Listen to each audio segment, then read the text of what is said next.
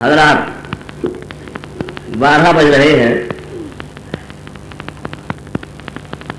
کافی دیر ہو چکی ہے اور تقریر پورا ابھی تک شروع نہیں ہو سکا۔ اس کی وجہ یہ ہے کہ مجمع بہت کثیر ہے، کھانا کھلانے میں کافی تاخیر ہوئی۔ اب ایک محفل میں 5-5 6 آدمی کھانا کھا رہا تھا، پتہ نہیں کتنی محفلیں ایسی کھا چکی ہیں اور ابھی تک کھانا اندر چل رہا ہے۔ اس کی وجہ سے بہت تاخیر ہوئی، پروگرام بھی لیٹ شروع ہوا ہے۔ آج کی اس حافظی کانفرنس میں ہمارے باہر سے تشریف لائے ہوئے علماء کرام، استاد محترم امام علم و فن حضرت خواجہ مظفر حسین صاحب قبلہ رضوی تشریف لا چکے ہیں۔ ان کے علاوہ استاد محترم حضرت علامہ مولانا مجاہد حسین صاحب قبلہ رضوی دارالعلوم غنی نواز الہ آباد، وہ بھی تشریف لا چکے ہیں، ان کی بھی تقریرات بات فرمائیں گے۔ اور ان کے علاوہ حضرت علامہ مولانا مفتی انفاس الحسن خان صاحب چشتی، صدر المدرسین جامعہ سمدیہ بھگو شریف، جن کو آپ 2 دن سے سن رہے ہیں، آج ان کی مفصل اور مدلل تقریر ہوگی۔ جو ان کی آج کی تقریر حضرت بڑے حافظ صاحب قبلہ اور حضرت چھوٹے حافظ صاحب قبلہ کی سمانے ہوگی۔ اس کے علاوہ ان کی تقریر میں آج آپ عقائد کا بیان بھی سنیں گے کہ ایک مسلمان کا صحیح عقیدہ کیا ہونا چاہیے۔ آج کے دور میں 50 فرقے جنم لے چکے ہیں اور لینا بھی چاہیے۔ آج کا پڑھا لکھا طبقہ یہ بات کہتا ہے کہ بلا وجہ کا اختلاف ہے۔ یہ بریلوی جو ہے نا، لڑاتے ہیں، گالیاں رکھتے ہیں، اصلاح پیدا کرتے ہیں، یہ غلط ہے، یہ ایسا نہیں ہے۔ جن کو بریلوی کہا جاتا ہے انہیں کو ہمراہ اہل سنت و جماعت کہتے ہیں۔ بریلوی کیوں کہا جاتا ہے؟ اہل سنت و جماعت کے جو عقائد ہیں، جو امام اعظم کا مسلک ہے، اس کی وضاحت، اس کی توضیح امام احمد رضا فاضل بریلوی نے اپنی کتابوں میں کی اور دین کی اتنی عظیم خدمت کی کہ وقت کے علماء نے مجدد بیت حاضرہ کا خطاب عطا فرمایا۔ کیونکہ وہ بریلوی شریف کے رہنے والے تھے، انہیں کی طرف نسبت کرتے ہوئے سنیوں نے اپنے آپ کو بریلوی کہنا شروع کر دیا۔ حالانکہ ہم بریلوی کہتے ہیں، ہم بریلوی ہونے والے ہیں، اسی لیے کہا جاتا ہے سنیوں کو بریلوی۔ یہ بریلوی بھی فرقہ نیا نہیں ہے، یہ بریلوی دراصل اہل سنت و جماعت ہے، امام اعظم ابو حنیفہ کے مسلک کے ماننے والے ہیں، مسلک حنفی کے۔ یہ فرقے تو قیامت تک پیدا ہوتے ہی رہیں گے، اس لیے کہ اگر پوری دنیا میں ایک ہی فرقہ ہو، اب غور کیجیے گا، اگر ایک ہی فرقہ ہو، پہلے یہ بتائیے آپ کا ایمان اپنے نبی پر ہے کہ نہیں ہے؟ کہ نہیں ہے؟ آپ اپنے نبی کو سچا مانتے ہیں یا جھوٹا؟ سب بولو نا، سب بولیں گے سچا مانتے ہو نہیں؟ تو آپ کا یہ ایمان عقیدہ پختہ ہوگا کہ نبی نے جو فرمایا ہے وہ ہونا ہے۔ یہ ایمان ہے کہ نہیں ہے؟ تو اب نبی نے فرمایا ہے کہ میری امت میں 73 فرقے ہوں گے، تو 73 تو ہونا ہی ہے۔ کوئی لاکھ کوشش کر لے کہ ایک ہو جائے، ہو ہی نہیں سکتے۔ اگر کوئی فرقہ نہ ہو تو معاذ اللہ نبی جھوٹے۔ تو جو نبی نے فرمایا ہے وہ تو ہونا ہی ہے، اور یہ بھی فرمایا ہے کہ 73 میں سے 72 جو ہے وہ جہنمی ہے، ایک ہی جو ہے جنتی ہے۔ اب وہ ایک فرقہ کون سا ہے؟ کون سا ہے وہ؟ یہ ہم ہی لوگ ہیں، یہ تو یہاں موجود ہے نا بارگاہ حافظ میں، یہ سب یہی جنتی ہے، یہ سب جنتی ہیں۔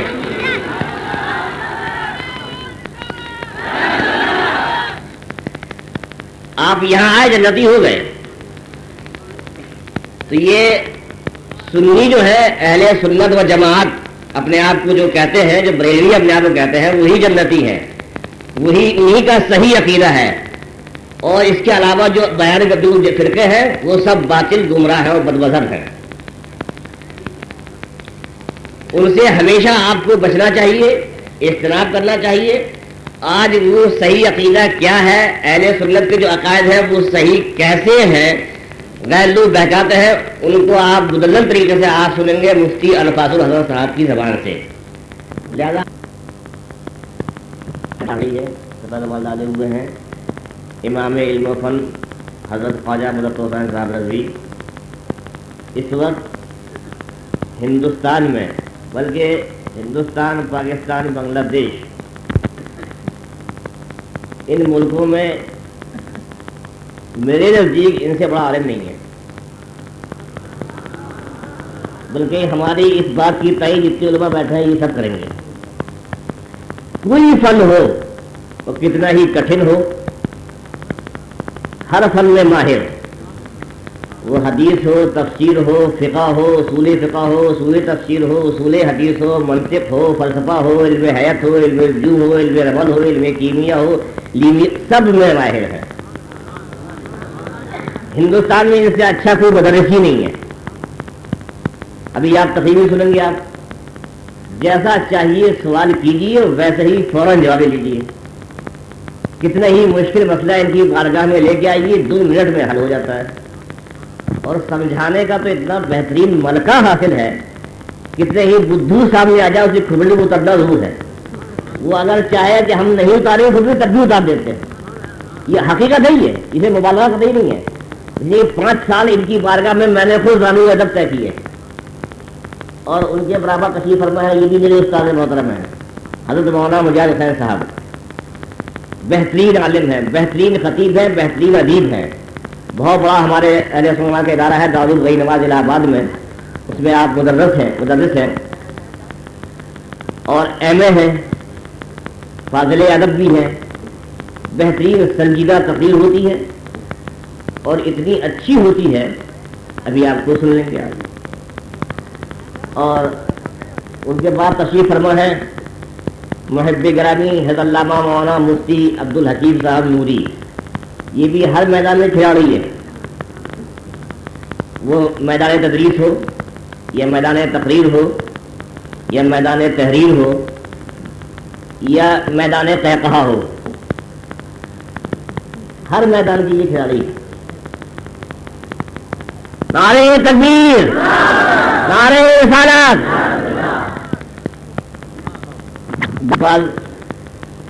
رضی اللہ عنہ بارہ کی گدی نشین حضرت خواجہ سید عبدالوقیف صاحب اور افروز ہیں، یہ بارگاہ کے رواج میں ہمارے وکیل ہیں۔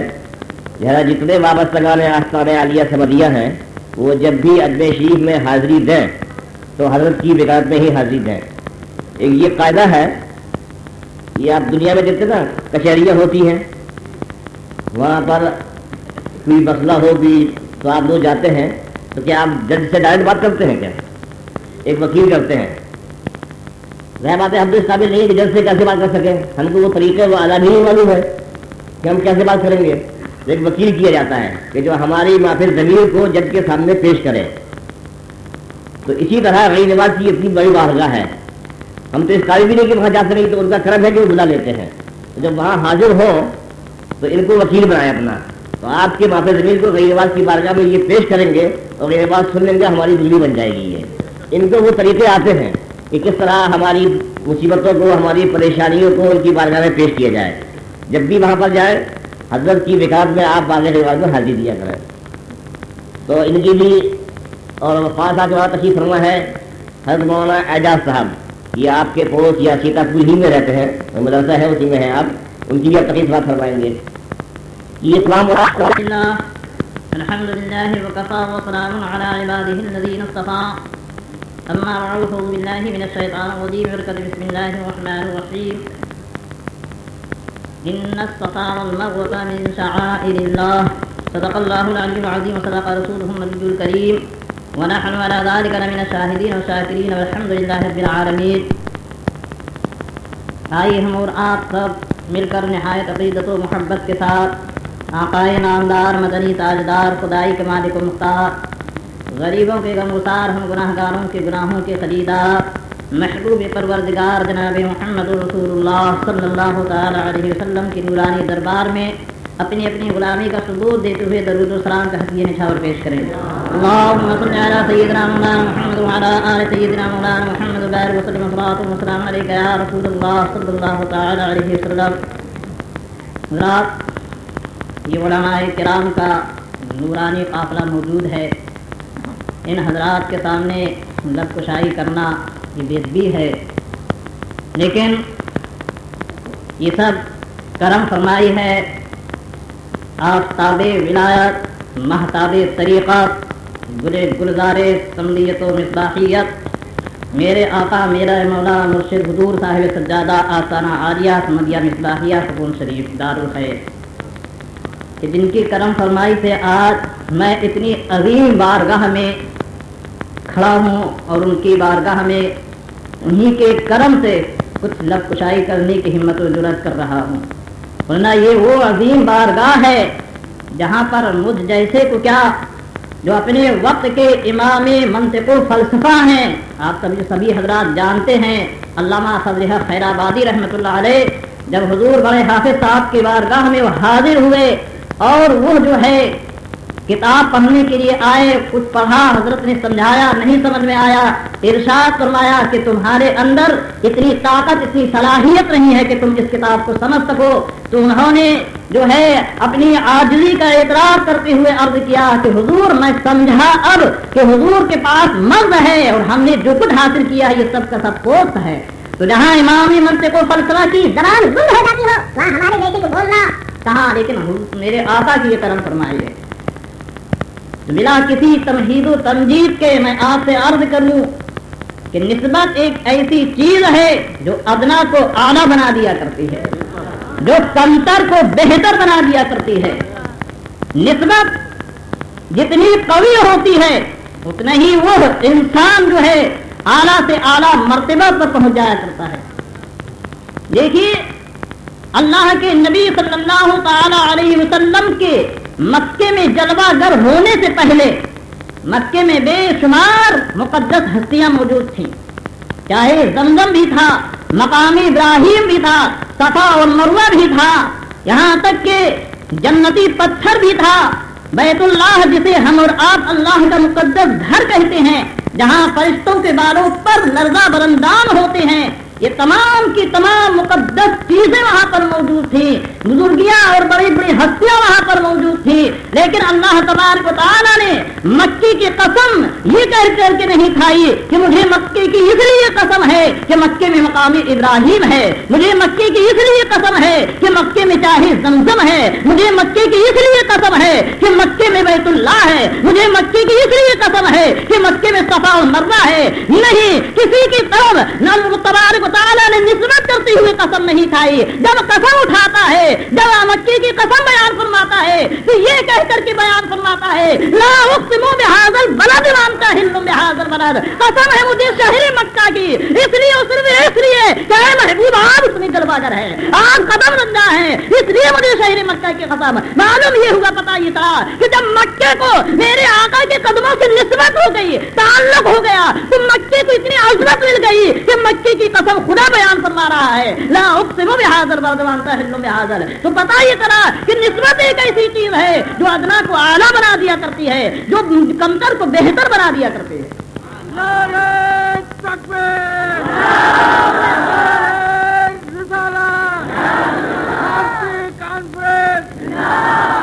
अगर से हम किसी लायक नहीं हैं, लेकिन हम हुजूर के दामन से वाबस्ता है।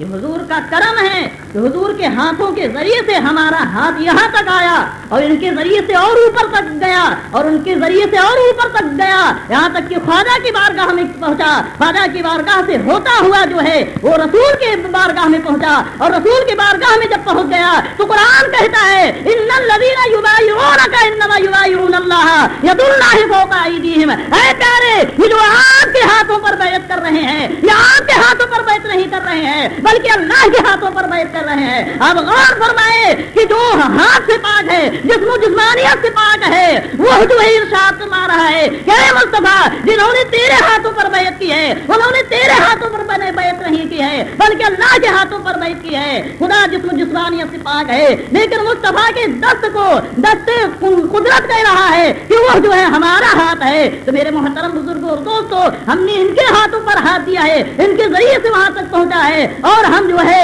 رسول کی بارگاہ میں پہنچے, اور جب رسول کی بارگاہ میں پہنچ گئے تو ہم خدا تک پہنچ جائیں گے. ہم جو ہے ان سے تعلق رکھتے ہیں, اگر یہ ہمارے ہیں تو سمجھ لیے سب ہمارے ہیں. اور حضور بڑے حافظ صاحب رحمۃ اللہ علیہ نے تو ارشاد فرمایا, کسی نے پوچھا کہ حضور یہ ارشاد فرمائے کہ آپ سے جو بیعت ہیں, آپ سے جو داخل سلسلہ ہے, وہ سب نعرہ تکبیر. یہ حضور کا بھی ہم لوگوں پر بہت بڑا کرم ہے, ورنہ صحیح تو یہ ہے کہ ہم لوگ کسی لائق نہیں ہیں. تو میں یہ عرض کر رہا تھا کہ حضور بڑے حافظ صاحب سے کسی نے عرض کیا پوچھا کہ حضور آپ کے مریدوں میں سب متقی اور پرہیزگار نہیں ہیں, سب نمازی نہیں ہیں, سب روزے دار نہیں ہیں, بہت سے ایسے لوگ ہیں کہ جنہوں نے کوئی گناہ بھی کیا ہوگا, تو کیا حضور وہ سب کے سب بغیر کسی سزا کے جو ہے جنت میں چلے جائیں گے؟ تو بڑے حافظ صاحب نے ارشاد فرمایا کہ سنو, اگر وہ سزا پا کر کے جنت میں ہو جائے تو پھر میرے مرید ہونے سے انہیں کیا فائدہ ہوا؟ معلوم یہ ہوا, پتا یہ طرح کہ جتنے ان کے ہاتھوں پر بیعت ہو چکے ہیں وہ سب کے سب جو ہے جنتی ہے, اور سب کے سب جنت میں جائیں گے.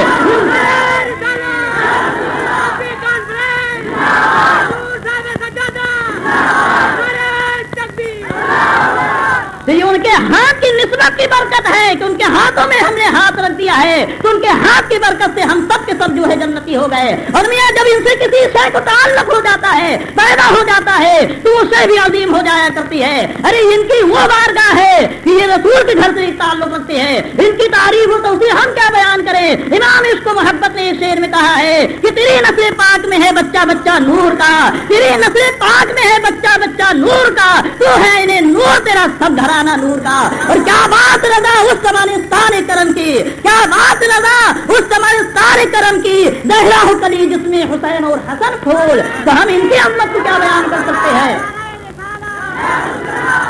یہ وہ بارگاہ ہے کہ جن سے جب امام عشق و محبت نے شرف بیعت حاصل کیا, جن کی غلامی پر فخر کرتے ہوئے کہا کیسے آقاؤں کا بندہ ہوں رضا, بول والے میرے سرکاروں کے, یہ رسول کے گھرانے سے تعلق رکھتے ہیں. یا ان کی عظمت کو ہم نہیں سمجھ سکتے ہیں, ہمیں اس امام عشق و محبت ہی نے سمجھایا ہے, اور آپ نے ہمیں تعلیم دی ہے کہ جو رسول کے گھرانے سے تعلق رکھتے ہیں ان کی کیسی تعظیم و تکریم کرنا چاہیے, کیسی ان کی عزت و عظمت کرنا چاہیے. امام عشق و محبت جب جو ہے اخیر عمر تھی, پالکی میں چلا کرتے تھے, ایک مرتبہ نامعلوم شخص جو ہے ایک کانڈا دینے کے لیے پالکی والوں کے ساتھ میں آ گیا, اور کچھ ہی دور تک چلا تھا کہ امام اس کو محبت چیخ پڑے, چلا پڑے, ارشاد فرمایا پالکی روک دو, پالکی روک دو. پالکی روک دی جاتی ہے, گھبرائے ہوئے باہر نکل کر آتے ہیں, پریشانی کا عالم میں ارشاد فرماتے ہیں کہ تمہیں تمہارے رسول جد کا واسطہ بتاؤ, تم میں سید کون ہے, تم میں سادات کون ہے. تم جب جو ہے آپ نے قسم دی, ایک پھٹے پرانے لباس میں بال الجھے ہوئے آگے بڑھ کر کے آئے, اور انہوں نے ارشاد فرمایا کہ حضور مزدور سے کام لیا جاتا ہے, ذات پات نہیں پوچھی جاتی ہے, میں اگرچہ اسی گھرانے سے تعلق رکھتا ہوں, اسی بارگاہ سے تعلق رکھتا ہوں, میرے رگوں میں ہاشمی خون ہے, سادہ نبی کا خون ہے, علی کا خون ہے, اس سے تو مجھے انکار نہیں ہے, لیکن مجھے اس گھرانے سے اپنا تعلق بتاتے ہوئے, نسبت بتاتے ہوئے آر محسوس ہوتی ہے, شرم محسوس ہوتی ہے. جب جسے اجام نے مجھے اس حالت میں پہنچا رکھا ہے, مفلسی نے مجھے اس وقت تک اس وقت میں پہنچا رکھا ہے, میں جو ہے اس لائق تو نہیں ہوں, لیکن ہاں میں اسی گھرانے سے تعلق رکھتا ہوں. امام اس کو محبت اپنی دستار اتار کر کے ان کے پیروں کو پکڑ لیتے ہیں, پیروں میں رکھ کر کے ارشاد فرماتے ہیں کہ مجھے معاف کر دو, کہیں ایسا نہ ہو کہ قیامت کے دن میرے آقا, میرے مولا, دو عالم کے مالک و مختار, نبیوں کے تاجدار اس وقت مجھ سے سوال کرنے پوچھ رہے کہ احمد رضا کیا میرے لالوں کا یہ دوش ناظرین اسی لیے تھا کہ تم ان پر سواری کرو, तुम उन पर जो है पालकी में सवार होकर के उनके कंधे पर चलो, तो मेरी जो है इश्क की जो है रुसवाई हो जाएगी, जिल्लत हो जाएगी, लिहाजा मुझे माफ कर दो। और माफ करवा लेते हैं, और माफ कराने के बाद फिर अपनी दूसरी दरखास्त अर्ज करते हैं कि हुजूर आप पालकी में बैठे हैं, मैं लेकर के चलूंगा। अब गौर फरमाएं, मुरीदीन हैं, मोतक़ीदीन हैं, बड़े बड़े उनके साथ में लोग हैं, सभी लोग हैं, वो चाहते थे कि हम उठा ले पालकी, लेकिन नहीं, इमाम इश्क मोहब्बत ने मना किया। ये हमारा इनका मामला है, ये इश्क मोहब्बत की बात है। मेरे मोहतरम बुजुर्गों और दोस्तों, आज जो है हम ये समझते हैं कि हम बहुत बड़े हैं, आज हम ये समझते हैं कि हम बहुत बड़े मुफ्ती हैं, बहुत बड़े आलिम हैं, बहुत बड़े ये हैं और वो हैं, लेकिन इमाम इश्क मोहब्बत जो मंतिक का भी इमाम था, फलसफा का भी इमाम था, हदीस का भी इमाम था, फिक़ह का भी इमाम था, जो अपने वक्त का मुजद्दिद था, उसने जो है मना करके पालकी में आपको बिठाना और कंधों में उठा करके चले। क्यों? ये हमारे लिए क्या इबरत नहीं है? ये हमारे लिए दर्द नहीं है? आज उलमा के लिए क्या ये नमूना नहीं है इमाम इश्क मोहब्बत का? फिर कि उन्होंने नबी के घराने वालों से कैसी इब्दु मोहब्बत का इजहार फरमाया है, कैसी ताज़ीम और तकरीम उनके साथ में की है और किस तरीके से पेश आए हैं एक नवालू सैयद के साथ में। जब उनका ये तरीका है तो आप गौर फरमाएं, जिसको वो जानते होंगे उसको कितना जो है मानते होंगे, और क्यों ना उनके दिल में अज़मत हो, उनके एक एक शेर से रसूल की मोहब्बत, आले रसूल की मोहब्बत टपकती है। इमाम इश्क मोहब्बत फरमाते हैं उनके हरम के खार कसीदा है, किस लिए? उनके हरम के खार कसीदा है किस लिए? हाथों में आए, सर पे रहे, दिल में घर करे। जब रसूल के दयार के कांटों को अपने सर पर लेने के लिए, अपने आंखों पर लेने के लिए, अपने कलेजे में लेने के लिए तैयार है, तो अगर रसूल की औलाद उन्हें मिल जाएगी तो अपने सर का ताज बना करके रखेंगे। अगर रसूल की निस्बत उन्हें मिल जाएगी तो कितनी ताज़ीम और तकरीम करेंगे। मेरे मोहतरम बुजुर्गों और दोस्तों, निस्बत ये कहती है कि अगर किसी शय से ताल्लुक हो जाए तो उसे भी अजीम हो जाती है और उसकी भी कदर मंजिलत करना चाहिए, उसकी भी इज्जत व अज़मत करना चाहिए। आपने बारहा सुना होगा कि हजरत निजामुद्दीन देहरी जो हमारे और आपके सिलसिले के एक अजीमुल मर्तबत बुजुर्ग हैं, एक औलिया किराम में उनका मकाम है। निजामुद्दीन औलिया रहमतुल्लाह अलैह जो है महफिल जमी हुई है, सारे के सारे लोग मौजूद है, दर्स व तदरीस का सिलसिला है कि अचानक इमाम जो है निजामुद्दीन औलिया रज़ी अल्लाह ताला अन्हु खड़े हो जाते हैं और खड़े होने के बाद में फिर थोड़ी देर खड़े रहते हैं, इस तरीके से फिर बैठ जाते हैं, फिर अचानक खड़े हो जाते हैं, फिर बैठ जाते हैं। तो जो वहाँ पर लोग हाजिर थे उन्होंने सवाल किया, हुजूर आप बार बार खड़े हो जाते हैं और उधर मुतवज्जे हो जाते हैं, दर्स व तदरीस का मामला है और इधर से इंतिफात हटा करके उधर तवज्जो करते हैं, बात क्या है? तो निजामुद्दीन औलिया रज़ी अल्लाह ताला अन्हु ने जो जवाब इरशाद फरमाया वो आज जो है लोहे दिल में जो है सोने के पानी से लिखने की लायक है। निजामुद्दीन औलिया रज़ी अल्लाह ताला ने इरशाद फरमाया कि सुनो, मैं जो खड़ा हो जाता हूँ, क्यों खड़ा हो जाता हूँ?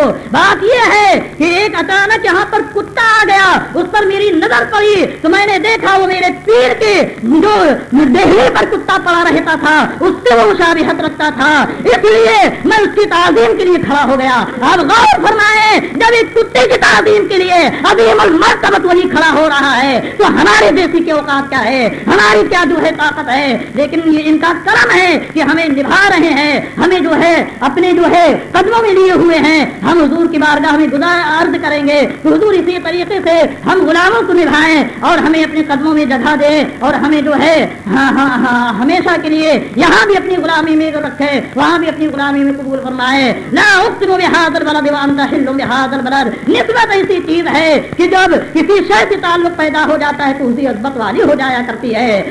हजरत अनस रज़ी अल्लाह ताला अन्हु, मियां इनके कदमों का बोसा लेना, इनसे ताल्लुक पैदा हो जाना, ये बहुत बड़ी बात है, बाइसे बरकत है। हजरत अनस रज़ी अल्लाह ताला अन्हु ने ताबईन की दावत की और खाना खिलाने के बाद जब दाब धक्के पड़ जाते हैं तो उठा करके तनूर में डाल देते हैं। मैं बहुत तेजी के साथ आपको बताना चाहता हूँ कि जब तनूर में डाला दस्तरखान तो सबके लोग मुतहज्जर हो जाते हैं, हैरान हो जाते हैं कि अभी ये जलेगा, अभी धुआं निकलेगा, आन के आन में खत्म हो जाएगा। मगर थोड़ी देर के बाद में हजरत अनस रज़ी अल्लाह ताला अन्हु ने उस जलते हुए तनूर से उस कपड़े को निकाला तो वो कहीं कपड़ा जला नहीं था बल्कि मैल कुचेल से साफ हो गया था, बिल्कुल सुथरा हो गया था। लोगों ने मुताज्जिब होकर के अर्ज किया कि हुजूर वाला ये बात समझ में नहीं आई, आग का काम है जलाना, आग का काम है जला देना और कपड़ा ये तो ऐसी चीज है डालते डालते जल जाना चाहिए, मगर ये जला क्यों नहीं? साहब ने इरशाद फरमाया कि तुम सवाल कर रहे हो, इसके बारे में पूछ रहे हो, ये क्यों नहीं जला? सुनो, बात ये है کہ جب جب میرے آقا تشریف لاتے تھے